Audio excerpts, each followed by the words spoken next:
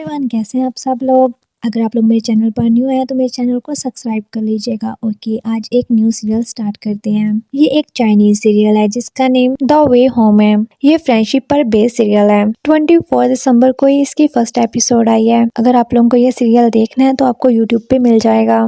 Okay, इसकी first episode start करते हैं। स्टार्टिंग में फर्स्ट मेन लीड ही जाओ हाउ को दिखाया जाता है। वो छुपकर जिया शू को मैसेज कर रहा होता है। वो टेक्स्ट लिखता है कि काफी टाइम हो गया, मैंने तुमसे कोई भी कांटेक्ट नहीं किया, तुम कैसे हो, कल तुम्हारी बर्थडे है। और उससे हैप्पी बर्थडे बोलता है और बोलता है कि मैं तुम्हारे लिए चायोयाबी गया था लेकिन तुम वहां से चले गए थे। अब तुम कहाँ पर हो, क्या तुम मुझे अपना एड्रेस दे सकते हो। ग्रैंडपा आजकल ठीक नहीं रहते, मुझे लगता है कि वो तुम्हें काफी ज्यादा मिस करते हैं। फिर वो सारे मैसेज को कट कर देता है और लिखता है कि हैप्पी बर्थडे।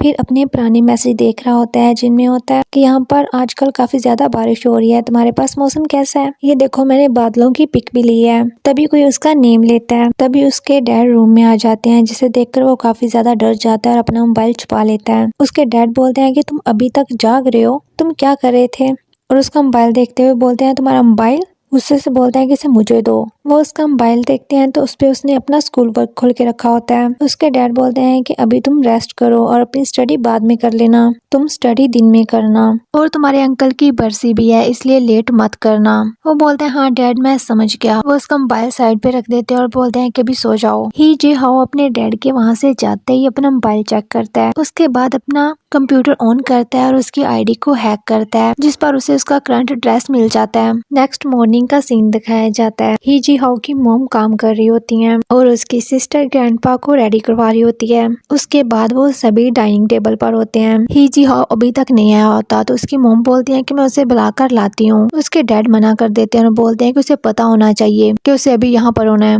ये टाइम सोने का नहीं है, उसे पता होना चाहिए कि आज कौन सा दिन है, तुम लोग यहीं पर बैठ जाओ। तभी ही जी हाउ आ जाता है और सबको सॉरी बोलता है। उसकी मॉम उसे बैठने के लिए बोलती हैं। वो बैठने लगता है तो उसके डैड चलाते हैं कि वहीं पे खड़े रहो, तुमने इतनी देर क्यों कर दी। ही जी हाउ बोलता है मुझे रात को अच्छे से नींद नहीं आई इसलिए। उसके डैड बोलते हैं मैंने तुमसे कहा था ना कि जल्दी सो जाओ, तुमने मुझे इग्नोर किया। देर तक जागना और देर से उठना, खुद को देखो जरा, तुम कितने ज्यादा बीमार लग रहे हो और अपनी आईज के नीचे डार्क सर्कल देखो, क्या तुम अभी यंग लग रहे हो। तभी उसकी सिस्टर बोलती है चलो तुम यहाँ पर बैठ जाओ। अपने डैड को बोलते हैं कि वैसे भी आज हमारे पास बहुत ज्यादा काम है, इतनी सी बात पे गुस्सा मत करो। उसके डैड बोलते हैं इतनी सी बात, इसे अच्छे से पता है कि आज कौन सा दिन है, आज इसके अंकल की बरसी है और ऊपर से हमें विलेज के ड्रैगन बोर्ड ब्लेसिंग में भी जाना है। आजकल के यंग बच्चे 5 बजे से पहले उठ जाते हैं तो इसको क्या हो गया है, हम यहाँ पर इसका वेट कर रहे हैं, मैंने तुम्हें यही सब कुछ करना सिखाया है क्या। ही जा हाउ बोलता है कि मुझे लेट हो जाएगी। उसके डैड बोलते हैं अगर तुम्हें लेट हो जाएगी तो तुम मत कुछ भी खाओ, आज तुम भूखे ही रहो। उसके ग्रैंडपा बोलते हैं कि नहीं तुम बैठ जाओ और खा के जाना।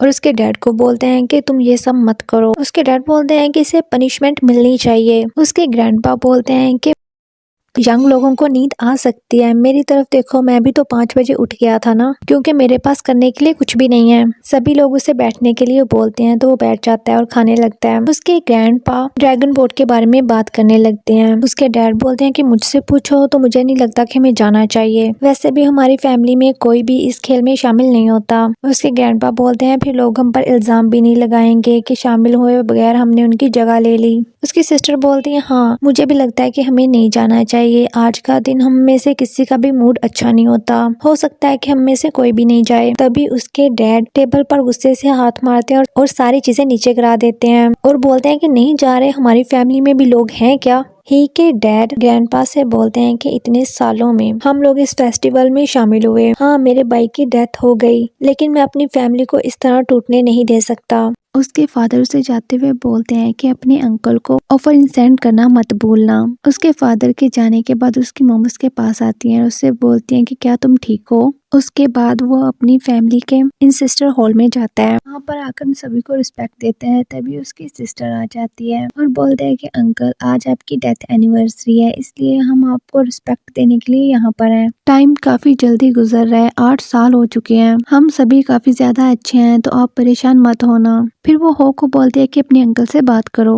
हो बोलता है कि अंकल आप बिल्कुल भी टेंशन ना लें, हमारी फैमिली काफी ज्यादा अच्छा कर रही है, हमारी फैमिली काफी ज्यादा और फादर भी अच्छा कर रहे हैं, मेरी आंटी भी, ग्रैंडपा ही हैं जिन्हें कुछ दिन पहले कोल्ड हो गया था और हम उनका ध्यान रख रहे हैं। ओके, ये जो लड़की है ना, मुझे इसके बारे में अभी कंफर्म नहीं है ये इसकी आंटी है या फिर सिस्टर, क्योंकि फर्स्ट एपिसोड है इसलिए कुछ भी क्लियर नहीं किया गया। वो ही से बोलती है कि तुम अपनी फादर की बातों का बुरा मत मानना, तुम्हें पता है ना वो हर साल इस दिन को काफी ज्यादा परेशान हो जाते हैं, उन्हें काफी ज्यादा हार्ट ब्रोकन फील होता है क्योंकि तुम्हारे अंकल की डेथ काफी ज्यादा यंग एज में हो गई थी और उनके कोई बच्चे भी नहीं थे, इसलिए कि तुम उन्हें याद रख सको ये सब करवाते हैं और हर साल ये किया जाता है ताकि सभी उन्हें याद रखें। नेक्स्ट सीन में उसके अंकल का मेमोरियल टैबलेट दिखाया जाता है जहाँ पर जायशु उन्हें रिस्पेक्ट दे रहा होता है। उसके बाद डोर बेल होती है तो वो बाहर जाता है, वहाँ पर एक डिलीवरी मैन होता है जो उसे केक देता है और बोलता है कि ये तुम्हारी बर्थडे का केक है। जायशु बोलता है कि इसे किसने ऑर्डर किया है। डिलीवरी मैन बोलता है कि ये तुम्हारे फादर मिस्टर लिन ने ऑर्डर किया है। वो गुस्से में उस केक को फेंक देता है और बोलता है कि मेरे फादर की डेथ हो चुकी है और मैं किसी मिस्टर ली को नहीं जानता। नेक्स्ट सीन स्कूल का दिखाया जाता है जहाँ पर हाउ बैठा कुछ सोच रहा होता है, उसका क्लास में बिल्कुल भी ध्यान नहीं होता। तभी उनकी टीचर क्लास में आ जाती हैं जिनका नेम मिस छूछू है।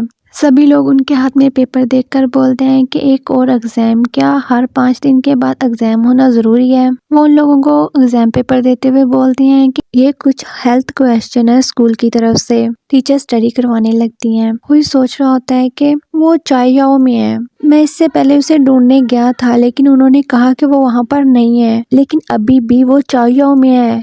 फिर एक फ्लैशबैक का सीन दिखाया जाता है, ये 4 साल पहले का था। उस घर से एक लेडी बाहर आती हैं तो उनसे पूछता है कि क्या आप मेरी हेल्प करेंगी। वो हाँ बोलती हैं तो कहता है क्या चायोशी यहाँ पे रहता है। वो लेडी बोलती है नहीं, मुझे उस बारे में कुछ भी नहीं पता, वो हमारे यहाँ पर आने से पहले ही चला गया था और अब हम यहाँ पर रेंट पे रहते हैं। और उन्हें परेशान करने के लिए सॉरी बोलता है। हाउ अपनी नोटबुक पे हीजा हाउ का एड्रेस देखता है और सोचता है कि यहाँ से वहाँ तक जाने के लिए 2 घंटे लगेंगे। अगर मैं क्लास के बाद जाऊँ तो मैं ड्रैगन बोर्ड ब्लेसिंग सेरेमनी से पहले वापस आ सकता हूँ, लेकिन मैं यहाँ से बाहर कैसे जाऊँ। टीचर उसका नेम लेती हैं पर उसे सुनाई ही नहीं दे रहा होता। टीचर उसके टेबल पर नॉक करती हैं और उसे बोलते हैं कि जाकर मैथ का क्वेश्चन सॉल्व करो। हाउ उठ के वहाँ से चला जाता है। वो उसका पेपर देखती हैं तो वो अभी भी वैसे ही पड़ा हुआ होता है। वो उस क्वेश्चन को सॉल्व कर लेता है जिसे देखकर सभी लोग हैरान होते हैं। तभी एक स्टूडेंट उठता है और बोलता है कि इसका आंसर गलत है, इसका नेम जॉन ली है। वो वहाँ पर आकर सिर्फ एक ब्रैकेट डालता है और टीचर को बोलता है कि एक छोटी सी मिस्टेक भी काफी बड़ी हो सकती है ना टीचर।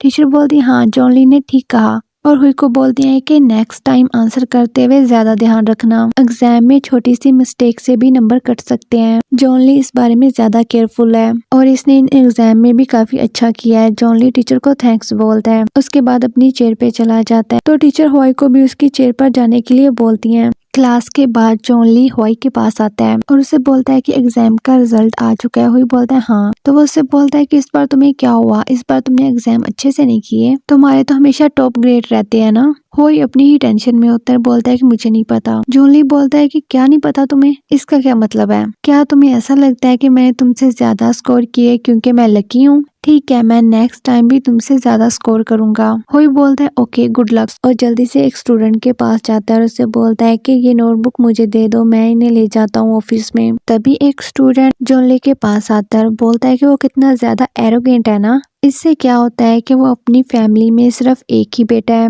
जॉन लिया तुम्हें तो पहले से ही फर्स्ट पोजीशन मिल चुकी है ना, तो क्या अभी भी तुम्हें उससे कम्पीट करना है। अगर वो ऐसा ही करते हैं तो फिर वो तो मुझसे भी ज्यादा स्कोर नहीं कर सकेगा, ठीक है ना जॉन। जॉन ली उससे कुछ नहीं बोलता और वहां से चला जाता है। हॉय टीचर रूम के बाहर खड़ा होता है जहाँ अंदर किसी स्टूडेंट को डांट पड़ रही होती है। वो डोर नॉक करने लगता है, तभी डोर ओपन हो जाता है। वो उसे देखते हुए बोलता है रोहन अंदर तुम थी। रोहन बोलती है हाँ, मुझे अपने हेयर डाई करवाने की वजह से डांट पड़ रही थी। ये सुबह सुबह काफी ज्यादा परेशान करते हैं। तुम्हें क्या लगता है कि ब्लैक की वजह से मैं ज्यादा ओल्ड नहीं लगती। हॉय बोलता है कि नहीं। फिर उसे बोलती है क्या तुम्हें अंदर जाना है, तो साइड पे हट जाती है। हॉय से थैंक्स बोल के अंदर चला जाता है। वो टीचर को नोटबुक देता है। तभी दूसरे टीचर बोलते हैं कि क्लास प्रेसिडेंट को क्या था, वो क्यों नहीं आई। वो बोलता है कि उससे कुछ काम था तो मैंने सिर्फ उसकी हेल्प की है और उनके सामने जाकर खड़ा हो जाता है। टीचर उसे देखकर बोलते हैं हैं तो और क्या चाहिए। वो बोलता है कुछ नहीं, बस वो मेरे फादर बाहर गए तो उनके पाँव में मोच आ गई, तो मुझे ड्रैगन बोट ब्लेसिंग में उनकी मदद करनी है।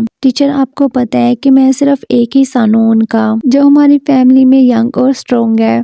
टीचर उसे बोलते हैं कि तुम्हें अपने ग्रेड्स के बारे में पता है, तुम 10th नंबर पे आए हो और ये हाई स्कूल का दूसरा साल है। रूहान भी उनकी बाहर खड़े बातें सुन रही होती है और नेक्स्ट 3rd ईयर, और अभी तुम्हें स्लो नहीं होना चाहिए। स्कूल और तुम्हारे फादर दोनों ही तुमसे काफी ज्यादा उम्मीदें हैं। तभी उसकी होमरूम टीचर बोलते हैं कि हाउ को अपनी गलती का एहसास हो गया है, एग्जाम के बाद वो अच्छा कर रहा है। टीचर बोलते हैं ठीक है, आफ्टरनून में विलेज में ब्लेसिंग सेरेमनी है, इसलिए हाफ क्लासेस ही होंगी, तो मैं तुम्हारे फादर को कॉल करके कंफर्म कर लेता हूँ, फिर मैं तुम्हें छुट्टी का नोट दे दूंगा। हुई बोलता है लेकिन टीचर बोलते हैं रुको, मुझे नंबर देखने दो पहले। वो नंबर बोलते हुए उससे पूछते हैं कि क्या ये नंबर ठीक है। रुआन हुई को नोट करती है। वो जल्दी से डोर ओपन करके आती है, जिसकी वजह से वो नीचे गिर जाती है, उसकी विग उतर जाती है, जिसे देखकर टीचर और हुई दोनों ही शॉक्ड होते हैं। टीचर उसके डाई हेयर देखकर उस पर चलाने लगते हैं और उसे डांटते हैं। हुई बोलता है कि मिस्टर जैंग मुझे थोड़ी सी जल्दी है।